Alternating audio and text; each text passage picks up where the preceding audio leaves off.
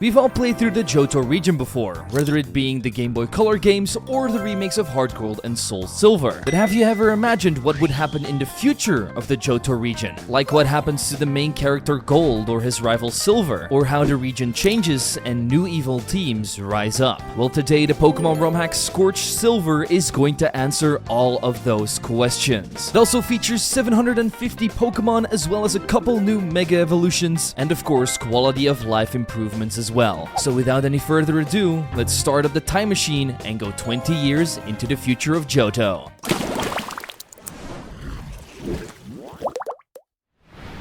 Get greeted by a bald man, but quickly realize this is actually Professor Elm. Yeah, he's definitely seen better years, but he seems happy and is still enjoying his job as being a Pokemon professor. He gives you the usual rundown of how things work here in the Pokemon world, and once you pick your character, it's time for you to start the journey. After walking outside of your room, you quickly realize that you're not living alone in this house. No, you have an older brother, treats you like a little bit of a nerd, throwing you out of his room immediately like any other brother would do. I head over to my mama and she tells me that we are going to be getting our first Pokemon today, but we'll have to go through Route 29, which is filled with wild Pokemon, so she calls over my brother and says, "Shane, it's time for you to take your little brother over to Professor Elm's house." After a little bit of bickering around because he doesn't really want to do it, he eventually caves and ends up giving you a quick tour of Cherry Grove City, which has become a tiny bit bigger than usual, but he wouldn't be a brother if he didn't give you any dating advice. So he points to a random guy on the street who kind of looks like a nerd and says,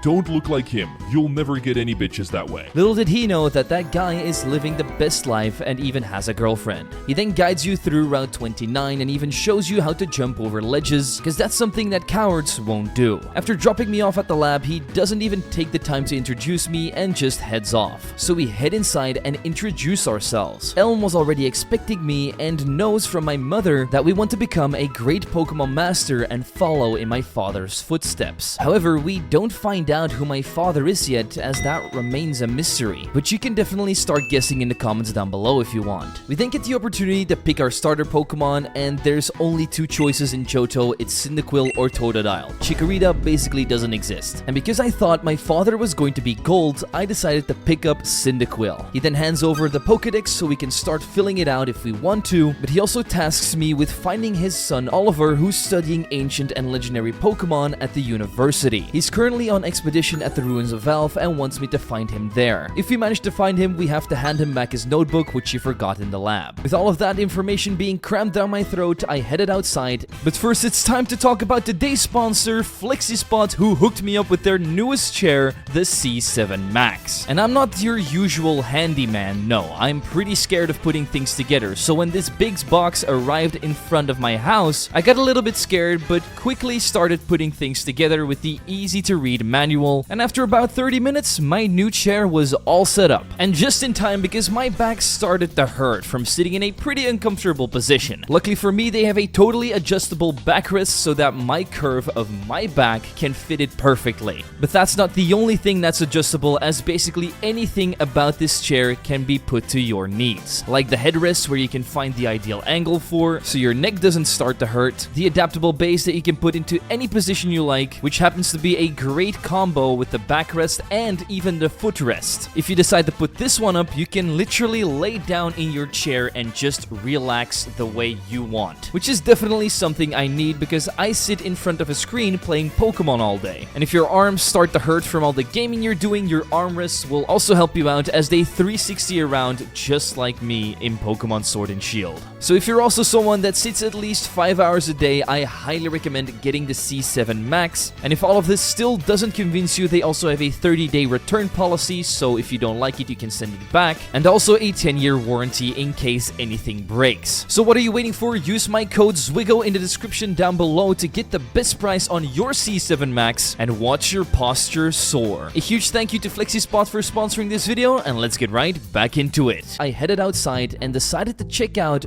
Gold's house. His mother is still living here and is very praising of her son, mentioning that he left this house at the same age as I did to also become a Pokemon master, but this also kind of made me realize that Gold is probably not my father, otherwise this would be my grandma. So the father figure mystery remains. So with that thought on my mind, I headed back to the grass and captured my first Pokemon Poochyena. With it, I was able to reach Cherry Grove City again, where Shane was already waiting for me. He's surprised to see that we made it back alive from Professor Elm's lab and wants to test my skills. However, he's been on his Pokemon journey for a while and ends up bullying me with his level 24 Houndoom and sweeps up my entire team. With tears in my eyes, I head back home and start reading through his journal to try and get back at him. It's got a lot of tips in it to try and impress chicks, like wearing leather jackets, taking charge, getting jacked, and being rich. But then I realized that my brother doesn't even talk to women, so I left it all alone and didn't listen to his stupid advice and instead headed to my mom. She still sees the tears in my eyes and asked me what happened, and after telling her that Shane kinda bullied me, she tried to comfort me and said that she was going to deal with him later. As a little parting gift, my mom gives me the Pokénav and we are free to explore the rest of the world. The first thing I did was stop by Mr. Pokemon's house. He unfortunately passed away, but his son and his daughter are living here now and are continuing his work. And they even ended up giving me a Pokemon egg so that I could hatch it. I then went out, ended up running into a weird electric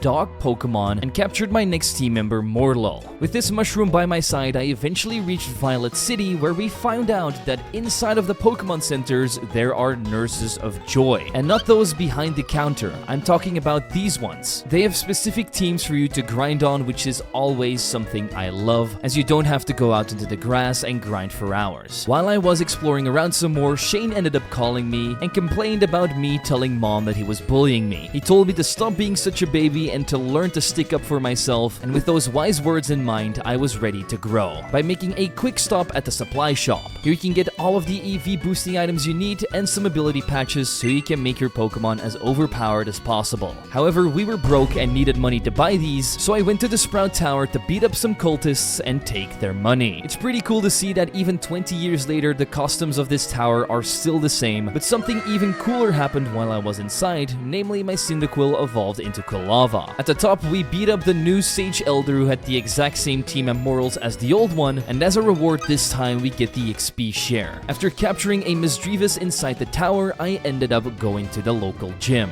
who is still being led by the flying type leader Faulkner. Only this time he seems to have gained a lot of weight. The mental struggles of being the first gym leader, being beaten by every trainer that comes around, have really taken a toll on his mental state. That's how he came to look like this. But he still has some fight in him and says that his losing streak is going to end right here, right now. He even changed up his team a bit, adding a Pikipek and a Hoot Hoot to his already existing Pidgeotto. But these were nothing my Quilava couldn't turn into burnt chicken with his embers. After he hands me the Zephyr badge, he starts to realize that his life can't go on like this, as he's going to start a training program to lose weight and get stronger. And once he's back to his old self that he loved, he's going to challenge me again and win. After wishing him a ton of luck with that journey, I headed to the ruins of Alph myself, where we fought a couple of tourists and chased them out of the ruins. After a little bit of investigating of my own, I ended up falling into a pit trap, which led me straight to Professor Elm's son, Oliver. We do some quick introductions and hand over his notebook again, and considering that he's researching legendary Pokemon, we tell him about our encounter with Raikou. He's a little jealous that he wasn't the one who encountered it,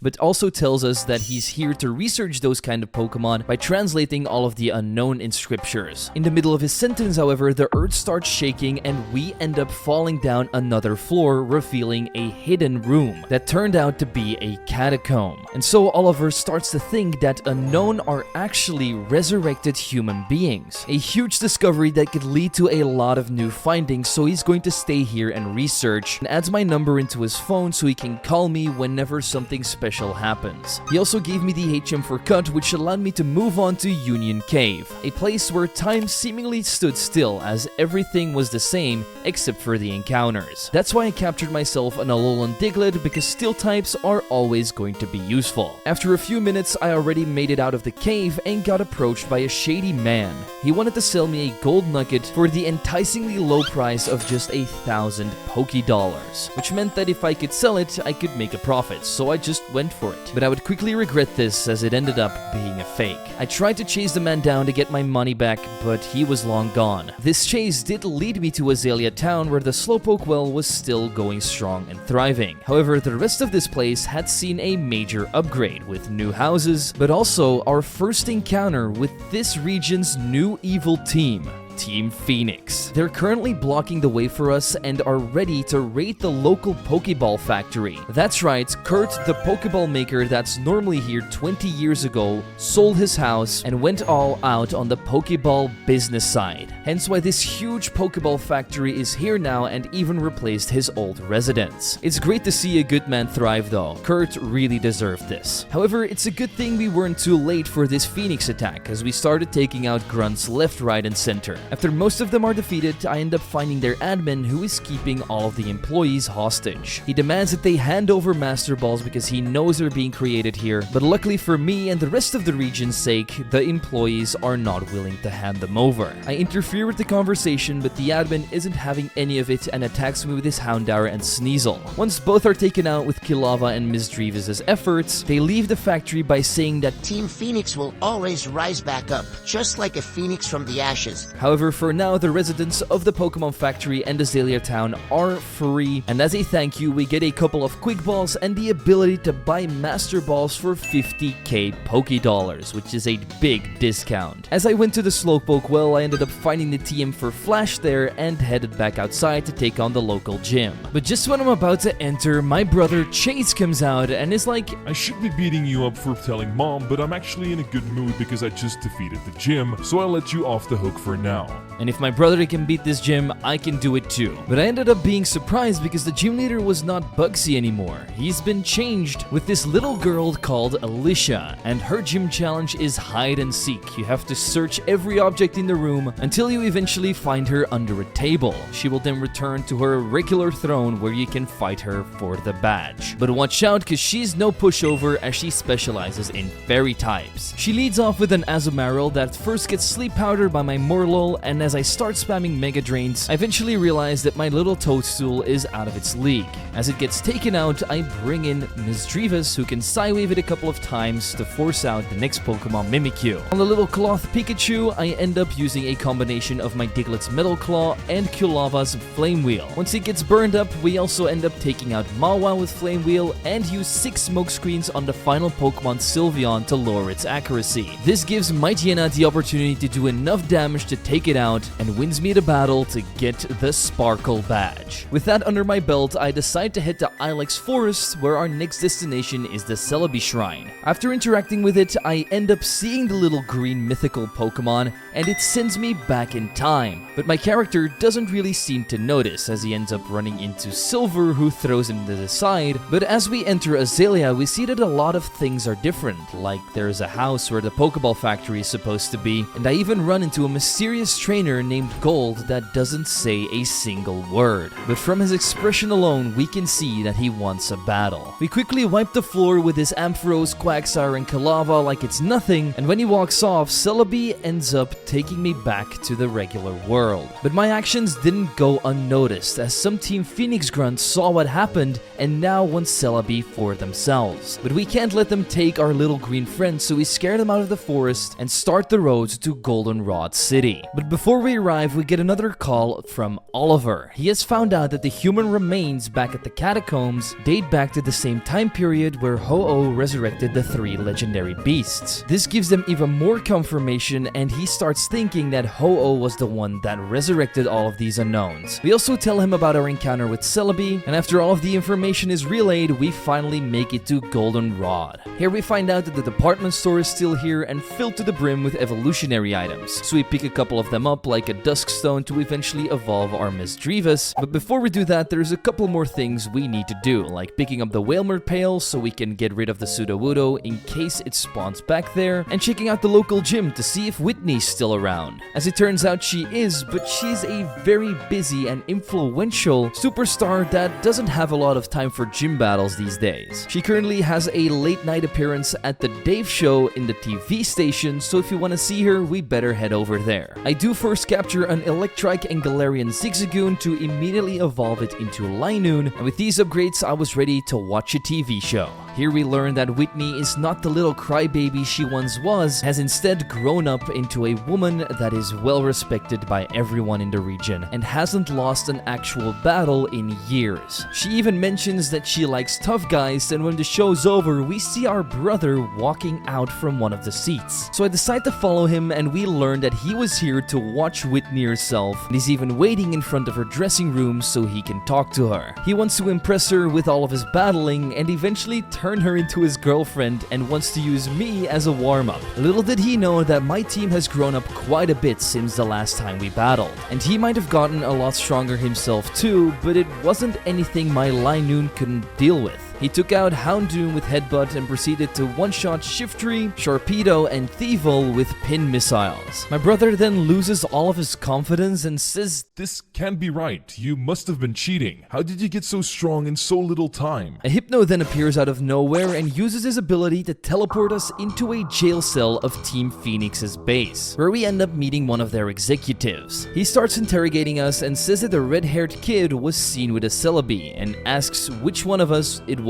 My brother speaks up and tells them it was him, which is a very kind and loyal act to save his little brother. So they take away my brother to a different location, and I decide to bribe the guard that's guarding my cell with the fake golden nugget we bought earlier, and once we give it to him, he decides to let me out. However, the hideout was still pretty big, so I had to battle through a couple of grunts until I eventually evolved my Diglett into Duck Trio. This allowed me to dig an entrance into a wall, which led me into the sewers of Goldenrod. Inside of the sewers, I ended up capturing an Alolan Grimer and a Croagunk to add to the team. Now that we're back in the city, I need to find out where my brother is. So I head to the gym of his imaginary girlfriend and start taking on the challenge. We had to go through a TV quiz, answering 5 questions correctly, and for each one we got wrong, we had to fight a gym trainer, which would give us a disadvantage against Whitney. So I had to redo the quiz a couple of times until I eventually got all the questions correctly, so I could battle her with my Pokemon fully healed in this huge arena with an audience that was ready to shred me to pieces. We didn't fall under the pressure though and battled her with dignity. She started off with her tough Wigglytuff. My Grimer was able to survive 2 Hyper Voices because of its Black Sludge and counter back with some Poison Fangs to take it down. Her menacing Miltank from 20 years ago is still around, and my Croagunk is here to use 2 Revenges and a Toxic to take it down. My Misdreavus' Thunder shocked Swellow out of the sky, and 2 Night Slashes from Linoon cut Girafarig in half.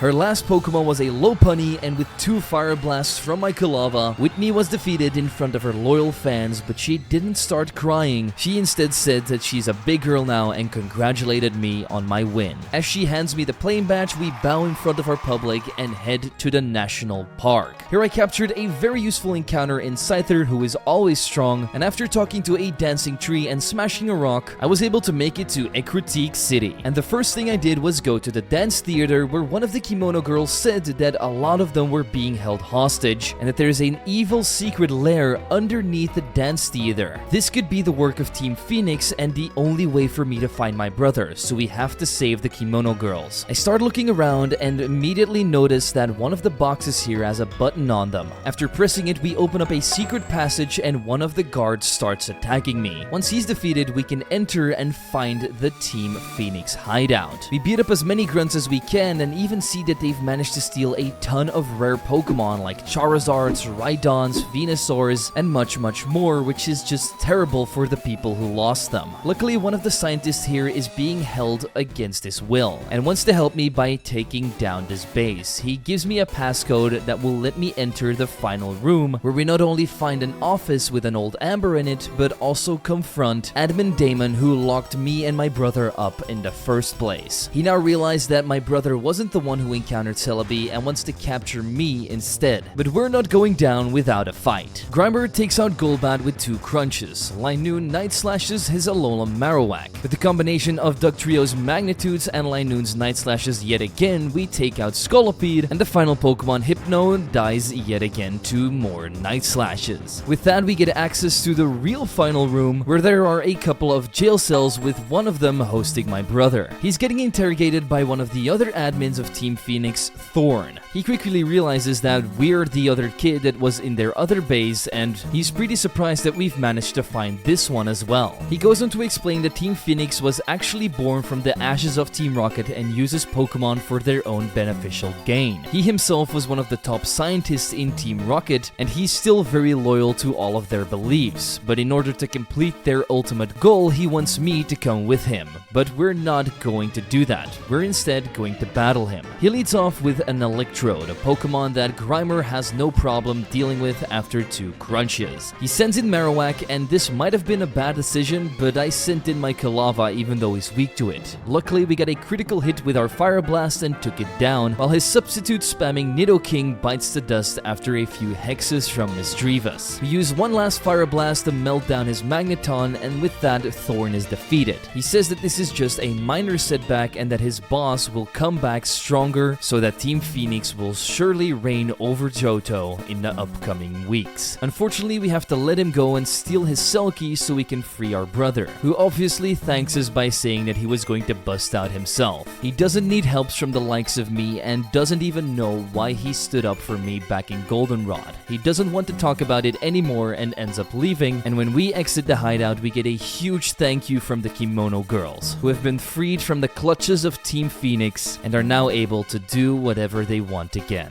I then decided to check out the Burn Tower, where we ended up capturing a Murkrow, and decided to do 3 big evolutions: Misdreavus into Mismagius, Kroguk into Toxicroak, and Electrike into Manectric. With these changes, I headed up to the next gym, where I was suspecting Morty, but was surprised to find something totally different: a swimming pool. Just like Crasher Wake's gym in Pokemon Platinum, you have to step on buttons in order to drain the water and fill it back up so you can get through the gym. After completing the puzzle, I met with the gym leader Wataru, who was ready to sense my aura and battle me. It was clearly obvious from the gym design that this guy is going to be specializing in water-type Pokemon, and even starts off with a Pelipper that gets one-shot by my Manectric's Discharge. This led us into Wishcash, who took a couple of Shadow Balls from Misdreavus before taking me down with Scald, but this gave my Linoon an opportunity to use Night Slash and bury it. His Gyarados, just like Pelipper, got discharged by Manectric yet again, and Ludicolo got poisoned by my Grimer's Poison Fangs, eventually taking it out. The last 2 Pokemon, Toxapex and Lantern, got taken out with the help of my Linoon's Headbutts and a Magnitude from Dugtrio. This also gave my Grimer enough experience to evolve into Muk straight after the battle was done, and with a Torrent badge in hand, we're finally halfway through the gyms. So we move on to Route 39, where we help out a police officer by shoving some boulders to the side, and after grabbing some milk at the local farm, we eventually reach Olivine City. I head to the lighthouse and evolve my Kilava into Typhlosion. Inside of the lighthouse, there really wasn't all that much to do besides talking to Amphi, who's fully healthy now, and picking up a couple of useful items. So I instead went to the gym instead, where we found a huge rock star named Charlie. Besides being the guitarist and lead singer in a band, he's also a gym leader, but there's a little problem. He has a concert in a couple of hours and all of his bandmates are missing, so he wants me to go around town to look for them and tell them to come in. So I managed to find the guitarist inside of the lighthouse, the singer inside of the Pokemart, and drummer inside of a sandwich shop. With the band reunited, Charlie says there's a couple more hours left before his concert actually starts, and because we've helped him out so much, he decides to squeeze in a battle with me just for fun. His specialization is electric types, so he leads off with an Hisuian Electrode. But he was an easy one-shot with Typhlosion's Fire Blast. Mismagius used 2 Shadow Balls to take down his Alolan Golem, but then his Electros put an end to my Mismagius with Thunderbolt, so I had to bring in Linoon to use some Night Slashes and Headbutts to finish it off.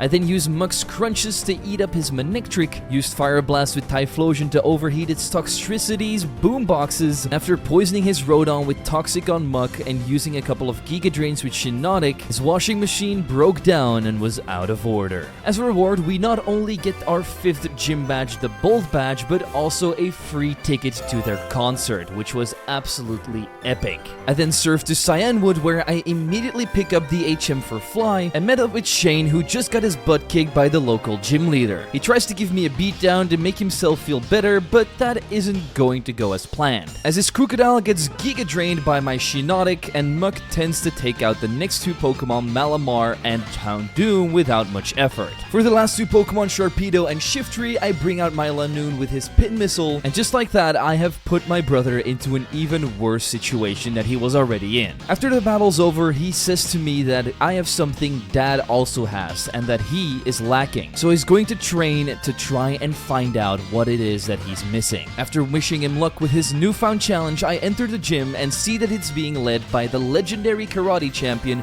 Bruce Lee. He's having a training session with all of his pupils and wants me to join in, but when I start doing all of the exercises wrong, he quickly notices and says we can only battle him if we prove that we're strong enough to beat up all of his pupils. One ass-whooping session later, and boom, we can challenge him. His bowl cut might be a little intimidating. His Passimian took it to a whole nother level by actually putting a bowl on his head. Unlucky for him, I just added Scyther to the team, which was able to take out this Passimian and the next Pokemon, Heracross, with a couple of wing attacks. Shiinotic used a 4-time super effective Moonblast on his Scrafty to send it to the moon, and Scyther came back in to finish off Toxicroak and do major damage against his Machamp. Unfortunately, a Thunder Punch was enough to take me out, and even my Miss Magius couldn't stand up to this buff guy, but once he had healed up with a couple of Hyper Potions, my Typhlosion's Lava Plumes finished him and the incoming Lucario off. And so we received the Storm Badge and headed outside for our next course of action, which was talking with Oliver. And he says that a miracle just happened, as a random Celebi shrine just appeared out of nowhere in the Kizu forest, and we have to go and research it. But first we evolve our Murkrow into Honchkrow with a Dusk Stone and enter the Safari entrance, which is normally the Battle Tower in Heart Gold and Soul Silver. This doesn't only lead to the Safari Zone, however, it also leads to Kizu Forest if you cut down some trees. After traversing through this place, we eventually reach the shrine and Oliver. The moment we start investigating the shrine, Celebi appears in front of us, but a Pokeball gets thrown out of thin air, and so the Celebi is captured by none other than the admin of Team Phoenix, Thorn.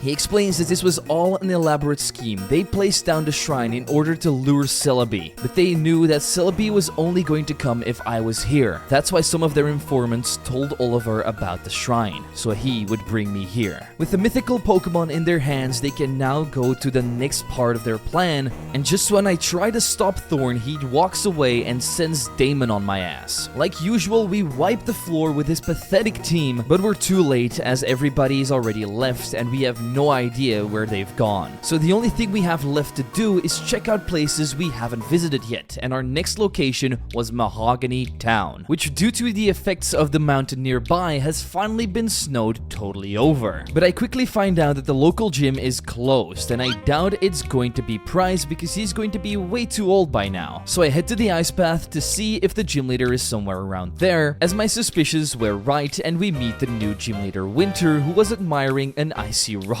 We tell her to go back to her duties as a gym leader because we want to challenge her, and this gym puzzle is actually pretty cool. You have to destroy snowmen in order to find the right way through her maze so you can eventually battle her right at the end. Now you may think an Ice-type team, this is probably going to be a Typhlosion sweep. Well, I'm going to tell you you're wrong, as the first Pokemon on her list was a Frostlass that took 2 Shadow Balls from Miss Magius to bite the dust. I used another Shadow Ball on the incoming Mamoswine before going down, and then Typhlosion took it out with Fire Blast. Lapras, on the other hand, was a pain in the butt, taking down my Toxicroak with Psychic, freezing my Muk with Blizzard, and then also taking it out and one-shotting my Excadrill with Hydro Pump before Ductrio finished it off with Iron Head. I then used more Iron Heads to take on the incoming Mr. Rime and Glaceon before Typhlosion melted down the final Pokemon, Darmanitan, with Fire Blast. Now that we have the Glacier badge, we only have one more trainer to face before we can go to the Elite Four and Champion. Unfortunately, it's not time for us us to take on the 8th gym yet, as I was trying to head to the Lake of Rage first to see what that had turned into. And we find out that the Lake of Rage is actually a resort now, as my brother Shane is not allowed in. However, he doesn't want to get in to try and go for a nice spa day. He instead saw a ton of Team Phoenix grunts heading in and he wanted to follow them. Luckily for him, I have 2 resort passes that allow us to get in, so now the only thing we have to do is split up in order to find that Team Phoenix grunt. I end up finding a lot more than Team Phoenix, however, like a cable cart that led me to some move tutors and a grass patch that had a Mr. Mime in it, so I evolved it into its evolution Mr. Rhyme. The rest of the resort was filled with people, and one of them was my brother's crush Whitney. He was creepily staring at her from a corner, and I just went up to her, and while we were having a nice conversation, we saw a Team Phoenix grunt heading into a house in the background. After telling Shane, we both rush in together and call Oliver with my Pokénav so he can send some backup. Shane says we don't have time to wait for the backup, however, and we start searching the house for any clues. After pressing a button behind a poster, a secret passage opens up into the Phoenix hideout. And while this might be a super good opportunity for me and Shane to go through it together, he instead proposes a race to see who can get to the end of the hideout fastest. So I do what I do best, taking down grunts left, right, and center until we eventually reach Thorn, who's here to protect his boss at all costs. This ended up being a pretty decently hard battle, but one I eventually conquered with my Mr. Rhyme's ice beams as his Nidoking got frozen over and the rest of his team fell. However, he says that he's done his part in delaying me and that we're now allowed to go and meet the boss of this entire operation. As I walk into this final room, I see a ton of machines and a tube with a ton of wires sticking out of it, and as we look at it closely, you can see Celebi's inside. Team Phoenix's boss then turns around and says that they've always been one step ahead, and in the middle of her speech, my brother Shane comes walking in. That's when she finally introduces herself as Ariana, the former executive of Team Rocket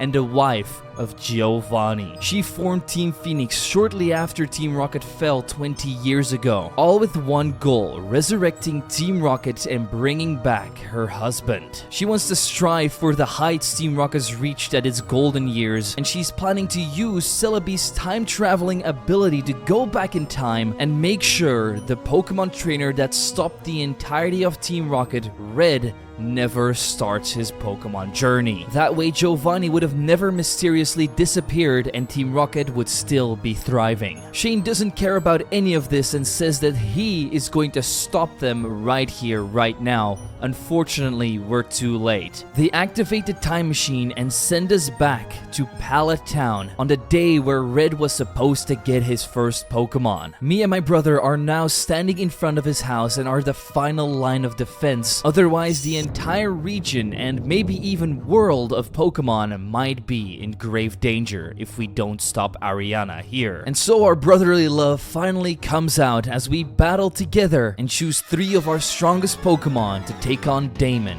and Ariana. We start off with Excadrill and Crocodile against their Honchkrow and Grimmsnarl. I set up a Swords Dance and spam Rock Slide to take out these 2 and force in Hydreigon and Scolipede, who are both able to take down my Pokemon and Crocodile. My Mismagius then uses Shadow Ball to take out Scolipede. This leaves Damon with only 1 Pokemon left, his Sneasler. I use a Thunder to paralyze it, which allows my next Pokemon, Mr. Rhyme, to outspeed it and take it out with some Ice Beams. My brother is now down to his final Pokemon, Malamar, who uses his superpower to take down Hydreigon. This only leaves Ariana's Vileplume. And with one last brotherly combination of Ice Beam and Psycho Cut, this oversized flower bites the dust. After this, we get sent back to our own timeline, and Ariana can't believe that all of her plans have once again been faltered by children. We then hear a huge explosion coming from behind us as our dad, who is Silver, the son of Giovanni, barges in with his trusty Fraligator he stole from Professor Elm so many years ago. He's super proud to see that we've managed to win this battle already, and he addresses Ariana as his own mother, which means she's our grandma. Ariana says that she's only trying to bring his father back, but Silver understands that Giovanni never wanted a family in the first place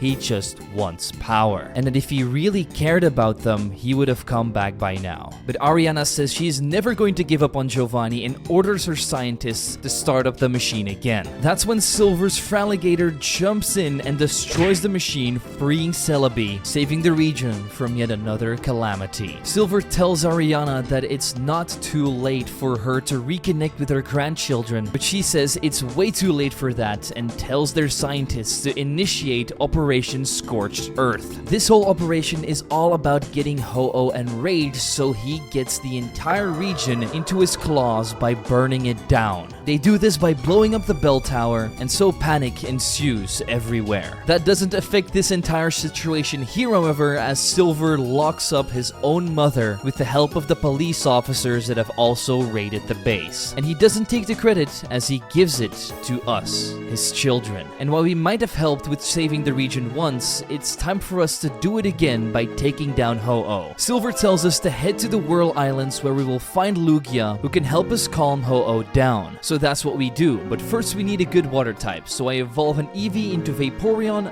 dive down to the islands, and find the legendary Guardian of the Sea in the middle of the waterfall cave. He flies to Ecruteak City where he uses Rain Dance to confront Ho-Oh and put out all the fires while my father was fighting him. The two legendaries then part ways and we go up to our father. He's so incredibly proud to see me all grown up, but he has to go back to his duties as a champion. But he knows we've already completed 7 of the 8 gym challenges, so we'll be challenging him quite soon, which is something he's very much looking forward to. We leave each other yet again and head to the final city, Blackthorn, where we have to take on the Dragon-type gym. Claire has definitely revamped this with all of the lava being gone and a maze being added, and once you click a button on each side, a Charizard head will open its mouth where you can walk in and beat her up in her own Dragon's Den inspired room. She's also taken inspiration of her big icon and Lance and even wears the same clothes as him, but that doesn't mean we're not going to totally destroy her, as my Excadrill starts off with an Earthquake to one-shot Dragalge. I then use 2 of Vaporeon's Ice Beams to freeze off Como-O's toes, and use Ice Beam with Mr. Rhyme 2 more times to also finish off Dragonite. We then break her Goodra's shell by using Earthquake with Excadrill yet again, and the final 2 Pokemon, Kingdra and Garchomp, also fall to Excadrill's Earthquakes. Claire isn't a sore loser anymore and immediately hands me the Rising Badge and tells me to go to the Dragon's Den so we can do a quiz there. Considering you only need 2 brain cells to get this one right, we get ourselves a free Gibble, which I never end up using, and then it's time for us to head off to our final challenge, Victory Road, and eventually the Elite Four. However, just before we can even enter Victory Road, we have one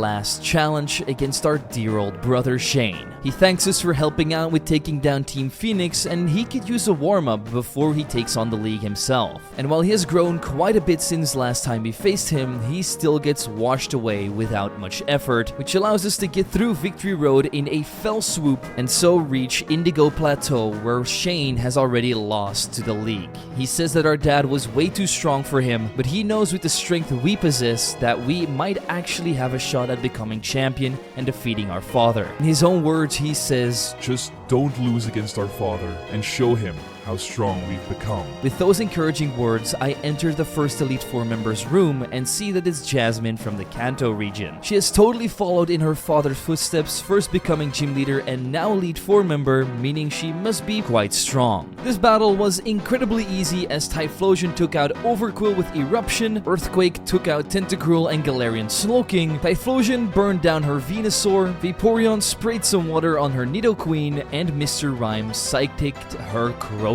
On to the second Elite Four member, which is totally new and pretty cool. His name is Kazuma and he specializes in the fire type. So yeah, you guessed it, Vaporeon had a field day, setting up a rain dance and sweeping through his entire team with Scalds. By the end of the fight, he was not only extinguished, but also very depressed, as his own tears put down the last fires he had burning in his heart. On to the next Elite Four member, Agatha, who had transferred her soul into a new being and is now haunting her for the rest of eternity. Kind of scary to think about, but we're still going to take her down because her ghost types are absolutely nothing. Mux Crunch and Excadrill's Earthquake take down her first Pokemon, Spiritomb. I use Rock Slides to bury her Dusknoir under an Avalanche and melt down her Aegislash with an Eruption from Typhlosion. After I used Ice Beam on a Dragapult, his own Life Orb decides to take him out, and while her Gengar Shadow Balled my Typhlosion, I was able to use a Flamethrower on it, giving it enough damage for my Aerodactyl to Rock Slide it into oblivion, just like the final Pokemon Mimikyu, who didn't stand a chance. One more Elite Four member to go, and this one also has a familiar face. She used to help out the Lighthouse a lot back in the day, but now she's become an Elite Four member. It's Jasmine. She and her Steel type stood absolutely no chance as Excadrill managed to take out one of her Pokemon, and the rest of her team got melted down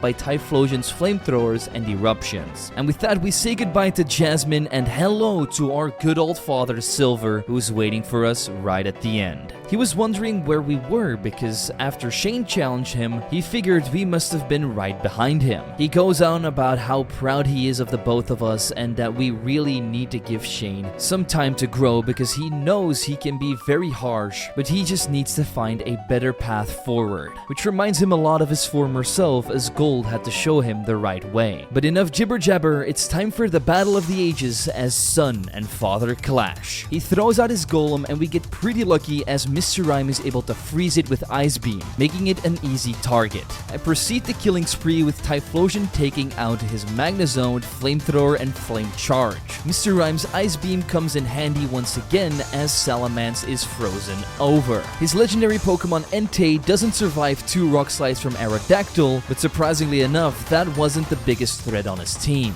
No, that's his Feraligatr, who is normally pretty easy to take down, but once he uses his new Mega Evolution on it, it becomes a totally different beast, capable of wiping my entire team. First, Aerodactyl bites the dust. He then outspeeds my Excadrill to one-shot it with a Liquidation. I use a Gunk Shot and a Shadow Sneak with Muck to bring it down to about half HP, but also go down to Earthquake. Mr. Rime also gets one-shot, and if it weren't for my Vaporeon Scald burning this guy, I would have actually been toast, but because of it, he couldn't do enough damage anymore and my Ice Beam finished it off. His last Pokemon wasn't Alakazam, but we still had Typhlosion in the back, and with a Flame Charge and 2 burn-ups, we managed to defeat our father and become champion of the Johto region. His eyes start tearing up as he brings me back to the Hall of Fame, where we get introduced as one of the most legendary trainers of all time. But our journey doesn't end here. There's one more legendary trainer we have to see. But before we can even lay eyes on him, there's a little bit of story for us left to complete. First things first, a reunion with the entire family as we sit around a table and talk about all of our adventures. My dad knows I've surpassed him, and that's why he gives me a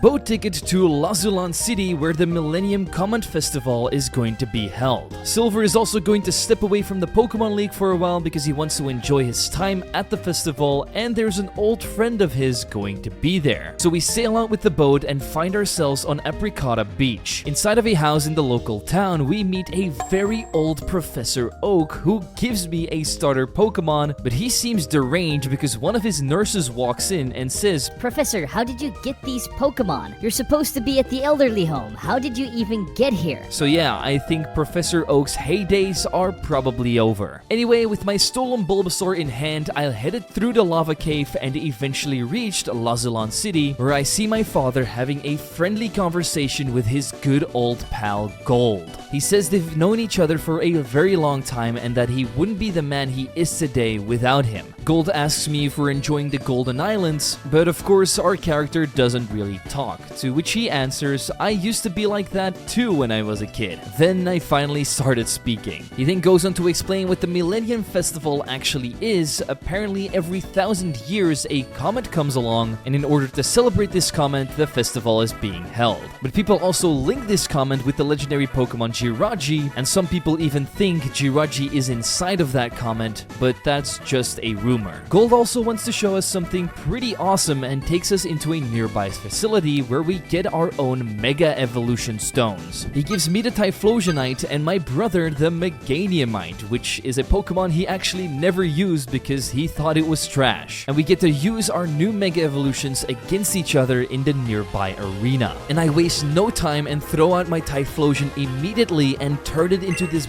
beautiful looking fire dark type. His eruption has become even more powerful than usual, so after sweeping up most of his team with it, we learned that he actually didn't even give the Mega Stone to his Meganium. He went with Mega Houndoom instead, which is no problem for my Vaporeon's Hydro Pumps, and with Shane defeated once again, I decided to head out again and check out the rest of the Golden Islands, eventually reaching Rugem City, where at the harbor we see a Team Phoenix grunt guarding a building. This makes alarm bells go off in my head because I thought they were totally disbanded. So I listened closely to what he was murmuring to himself and said that his team is somewhere up at Mount Tempest. So I decided to check out that place for myself, and yes indeed, at the top of the mountain there were more Team Phoenix grunts for me to take down. Once they were all defeated, however, we finally reached the peak of the mountain where Jirachi resided. So the entire thing about the comment wasn't a myth at all, it was actually the truth. But we were too late already, as Thorn and his goons already captured it and are ready to use its powers to make a powerful wish. He doesn't want to give up on Team Phoenix and is ready to do anything for them to rise back up from the ashes. But he isn't here to have chit-chat with me and flies away on his bird while his grunts try to slow me down. That's when Shane also ends up here, and after we tell him everything about Team Phoenix and them being back and capturing Jirachi, he knows it's time for us to team up again and take down these grunts once more. Once both of them are thrown off the mountain, Shane goes back to our dad to relay everything to him that happened so he can help us in taking down Team Phoenix yet again. We go to the local harbor because that's the only clue we have, and yes indeed, our father is already here confronting the grunt in front of it. After this, we enter the storage room together and we find yet another secret switch which opens up another passage into another Team Phoenix hideout. Yeah, they got a lot of those. Me and my dad then barge through the rest of the place until we find a passcode that ends up in the final room where we meet Thorn. He intends to free Ariana and the rest of the Team Phoenix members so they can proceed with their plan. He's going to use Jirachi's 3 wishes to defeat us and free those guys. Unlucky for him, me and my father came just in time as we team up to make an unstoppable force of father and son. And if you thought this would go any different than me just mega evolving my Typhlosion and spamming Eruption, well, then you're wrong, because that's exactly what I did. And we even ended the fight with both of our Mega Evolutions on the team, which is just epic. And so we thwart their plans once again, as Thorn, even with all of his preparation, was not able to take us down. After this, we free Jirachi, lock up Thorn and the rest of his goons for eternity, and go back to enjoy the festival together with my family and Gold, who actually requested to talk to me. He knew from the moment he saw me there was something special about me, as he only lost to one single trainer in all of his years of battling, and that was to a mysterious boy back in Azalea Town that he never saw again. And he knows that trainer was me, being sent back in time by Celebi. He wants to relive this battle one final time and tells me to come to his private island where the last showdown of Pokemon Scorched Silver is going to go down. So let's show Gold that even after all those years, we're still stronger than him. He throws out his Clefable, which is a pretty weird choice of Pokemon against my Typhlosion. I Mega Evolve and immediately take it out with Eruption. His Scizor and Tangrowth both get one-shot by Flamethrowers as well, but for his Gyarados I had to swap into Aerodactyl. I was able to hit a Rock Slide, but this wasn't enough and I flinched because of a Waterfall, which had me bring out Typhlosion again to finish off this flying fish with Eruption once more. His legendary Pokemon Suicune put up quite a battle, taking out my Excadrill and doing major damage against my Mr. Rhyme, but even after all of those Calm Minds that it set up, my gunk-shotting Muk still took it out. Now there was one final Pokemon he had left on his team, his very own Mega Typhlosion. So I swapped out into my own and showed him what a real strong fire type looks like. With yet another flamethrower and eruption, his Typhlosion burns out, and Gold now finally knows that we are in fact that trainer from all those years ago. But what's next for the Johto region is something I don't even know. You can speculate yourself, but I think the region is going to be safe for a very long time.